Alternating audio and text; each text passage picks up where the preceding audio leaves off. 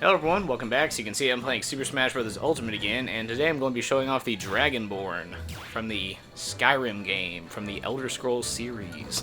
And here I'll put him on a map that just looks like what he's from.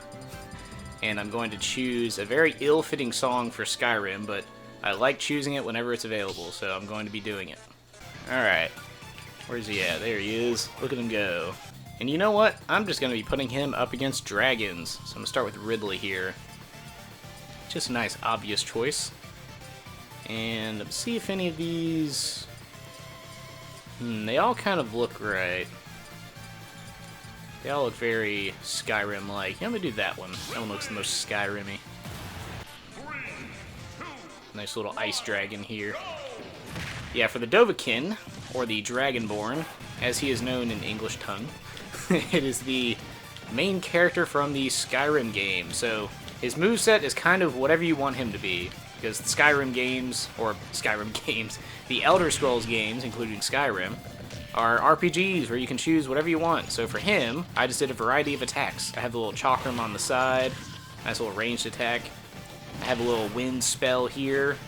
You could either see that as like wind magic in the game, or as the little Fusrada, whatever you want to see that as. Use your imagination. That's what these Mii fighters are all about anyway. Ooh. And then you have the up B. I did the, I think it's called like the hero spin or something like that. It just seemed very Skyrim to have a hero attack. And it's kind of like the charged attack that you can do for your melee. There's no spinning involved, but again, you gotta work with what you got here. And then the down B, I chose the little projectile reversal, which also flips their position if you hit. Oh, there he goes. It also flips their position if you get near you. So you know. Oh, there he goes. So you know, for that one, I kind of did it again based on like magic in the game. You put some magic spell on there to reverse magic, deflect it. Yeah, there's really just purely whatever you want on this one. There's really no moveset that you have to follow. So it's like if you were more of a sword fighter in the game, you can do full sword attacks. You can just have like the blinding fury, the little side stab, all that kind of good stuff. I wanted to do a little bit of a versatile one. So whenever I play pretty much any Bethesda game, that's the way I like to do it. Just have it right across the board. I'm playing the Fallout New Vegas right now. I'm basically doing an achievement run, where it's like I'm just going through and building my build to get as many achievements as I can. I do have most of them. I think when I started, I had like 30 of the achievements. So I was just going through and cleaning up the ones that I didn't get. Like, the house always wins, I didn't do that one. I did every other ending except for that one. Because on my initial playthrough, I was going the house route until I found Yes Man and found out that I could betray him and just take over. And I was like, okay, I'll do that. That sounds good. So that's one of those things, too, when you start helping house, both Caesar's Legion and the NCR start turning on you. So I was like, I don't really want to do this. I think they turn on you anyway if you go the Yes Man route, but they're a little more hostile if you're helping house. Now, my playthrough right now, I'm known as a merciful thug with the NCR, so you know. Never usually do that. I'm usually vilified by the Caesar's Legion, which I am as well, because they kept trying to get me to bend the knee and I refused. But yeah, never usually been on the NCR's bad side this early. It's kind of difficult. Caesar's Legion is a little easy to deal with. The Rangers and the NCR, not so much. Those little death squads they send after you are pretty hostile.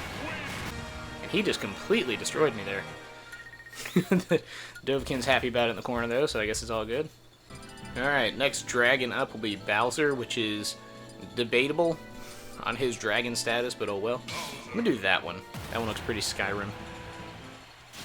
Because he obviously has a turtle shell, but he is very dragon-like.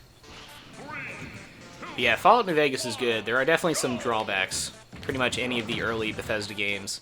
You know what, frankly, all of them. Because even Fallout 4 had some problems, and Fallout 76, I mean, just the game was a problem. So yeah, that's one thing you have to go into recognizing when you play those Bethesda games. Now, New Vegas actually has the least amount of bugs, because that one is Obsidian, who went on to do the Outer Worlds, which is amazing, and I don't think I've run into a single bug in that game. So yeah, that one they've definitely perfected it, not having to work on Bethesda's engine and everything. Which I think is frankly where the bugs came from. I know Obsidian wasn't given a lot of time to make the game, so I'm sure if they're able to use their own engine and had more time, it would have been a better all-around experience. But I will say, it is the only Fallout game that I've not only ever beaten, but it's the only one I've ever beaten multiple times. Whereas Fallout 3 I played and stopped, Fallout 4 I played and stopped, 76 I played for like 2 hours and never picked it up again. Although it's on Game Pass now, so maybe I'll give it another chance. I only played it last time when it was on one of those free weekends, and I was like, yeah, that's good enough. I don't need to see anymore. That is one of those things, they basically ruined the VAT system, and I have no idea why. Because if you play Fallout 3 and Fallout New Vegas, the VAT system works incredibly well. Sometimes you'll run into some weird bugs where the game will, like, keep you in VATs until you die, and you'll just never attack and just stay there until you're dead. Which has only happened a few times, but granted, it is very annoying. So those kind of bugs can ruin your experience a little bit. Like, you'll just be walking around, the game will freeze, and it's like, well, there goes all my progress I didn't save. But yeah, anyway, the VAT system in Fallout 4, they started to do some weird, like, not fully pause, but, like, slowing down. Oh, this is not good. Ooh, yeah. And then you have Fallout 76, which is just completely destroyed. I mean, the VAT system, they might as well have just taken it out of the game. It doesn't even slow down time. When you turn on VATs, everything is still moving real time. You can just choose the body part. And it's like, okay, why would I ever do this? Completely takes out the whole point of having the VAT system. Yeah, that's one thing that the Outer Worlds, I think, did better, because they have that time dilation, which it slows down time, but it's almost to a standstill. Like, it slows it down really slow. And it doesn't have where you can lock onto body parts, it just slows down time. And then you can hover over body parts and it'll tell you, oh, I'm dead. It'll tell you what it does. So it'll be like, you know, cripple, blind, fatigue, or whatever effect will happen from shooting that body part. But it's completely free movement, which is very nice. So it doesn't rely on, oh, 30% chance to hit, 50% chance to hit. It's just, no, are you aiming at that body part? You will 100% hit it if you're aimed correctly. So yeah, they did a much better system for that. I will say, I do like the Outer Worlds a lot more. Alright, so that is it for the Dragonborn, and then a lot of discussions that pretty much had nothing to do with him.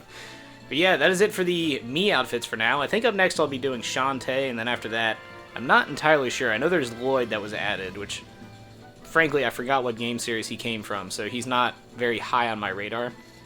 But yeah, there's also the Sea of Thieves. They did a Pirate's Life, which is really cool.